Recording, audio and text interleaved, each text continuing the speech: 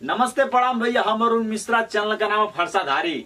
और आज हमके बताओ तो बहुत खुशी होता कि सब भैयन का हमारे मतलब भाई को उनका प्यार है कि आज 6000 सब्सक्राइबर पूरा हो गए।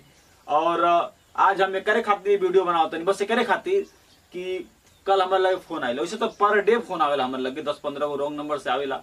और कल हमारे लगे फोन आई कि टीचर रहे और हमके कुछ बात बतौलत, शायद हमके बहुत अच्छा भी लागल। हम कम्युनिटी में कुछ लाइन लिख के डाल भी दिले बानी।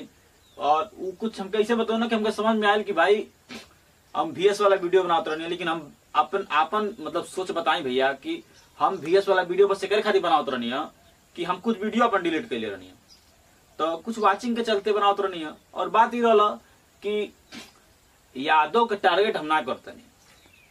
हम देखो यादव भी शायरी बोलता हम बोलते नहीं। अब हमें हमारा ठीक लागता या यादव को ठीक लागता। अब यादव भाई लोग के यादव ठीक लागत हुई, ब्राह्मण भाई लोग के, ठाकुर भाई लोग के हमारा ठीक लागत हुई, तो ये आपन वाला बात हो गई। तो इनमें हो सकेला कि यादव को थोड़ा नहीं हमारा उससे बढ़िया होके, चाहे उन्हें के बढ़िया होके एगो बात सुनक मान ला हमारी बढ़िया होके, तो कहना जाने की दिक्कत होता। तो चलो भाई हम VS वाला वीडियो ना बनाई ताकि तू लोगों के ठेस न पहुंचे। काहे कि अगर हम एगो यादव को वीडियो बनाओ नहीं, एक चीज हमको समझाऊ ना, सही बात हमको अच्छा लागल कि अगर हम एगो यादव का वीडियो बनाओ नहीं, एगो यादव के VS के वीडियो बनाओ नहीं, उनसे बढ़िया हमारे बोला नहीं अगर हम, तो वो शायरी के वजह से हम बढ़िया बोलता नहीं। और उनमें से कुछ जनी को सोची बा कि हम टारगेट करता नहीं। तो भैया हमारे को तू दुश्मन ना आवो, तू हमारे दुश्मन ना हो कि तू के टारगेट करता नहीं मर दे। और रहल बात की ऐसे कि ना जानी फोन के ना कि यादव को ही टारगेट कर रहे हैं आप, तो ऐसा कुछ नहीं है भैया। हम VS वाला वीडियो डालते थे, बस आपको बता दिए किस लिए डालते थे। लेकिन चलिए, अगर आपको दिक्कत होती है हमारी VS वाले वीडियो से, तो हम VS वाला वीडियो जो भी है वो नहीं बनाएंगे। ब्राह्मण ठाकुर का शायरी जाता रहेगा चैनल पे। और रही बात बगल में यादव का शायरी आता है, उसके बाद हमारा शायरी आता है, तो ऐसा शायरी अब नहीं आएगा चैनल पे, ठीक है। और बाकी और कुछ कहना यह है कि शायरी आप लोग देखते रहिए।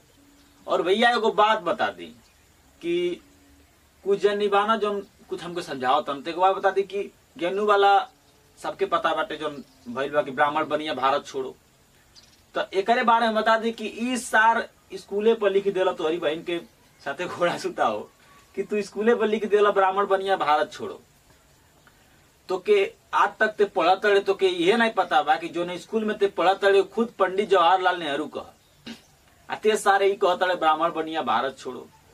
मतलब एक एक कहल जाला कि अपने बाप को होके भी अपने बाप का ना भई लेते सारे, मतलब एक नाजायज औलाद कहल जाला जो ते हवे जो लिखता।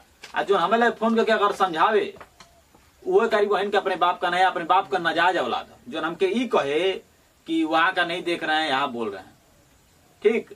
अगर कल के हम तुम्हारे घर पे आके लिख दें कि जो हमको कह रहा है बस उसको कह रहे हैं कि यादव भारत छोड़ो, जो हमको कह रहे हैं उसको कह रहे हैं कि यादव भारत घर छोड़ दो, भारत को बहुत दूर की बात है, घर छोड़ो, तो छोड़ दे बो सार समझाओ मत, पहले खुद समझो।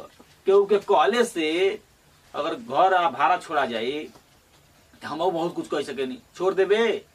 तो भैया उतने हमके समझाओ जितना हम समझी। एक आध दिन और लिखल ले रहना तो हम हटा देनी है, बता दी कि जो उखाड़े कोई तो हमारे उखाड़ लिया लोग, ठीक। हम न डेरानी न डेराई। और भैया ये वीडियो के इतना शेयर करो कि हमार दुश्मन तहार दुश्मन जे भी बा उनके लगे ये वीडियो पहुंच जा।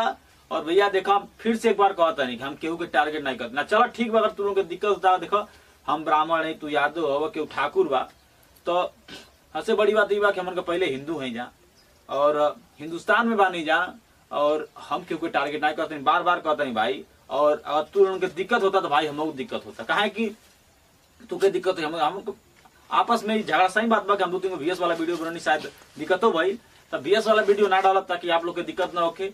और अपन सब भाई बात करला, तू अही रेजिमेंट के बात करला, ब्राह्मण रेजिमेंट के बात करते नहीं, अदर लोग के बात करला, ये अपन बात हो गई।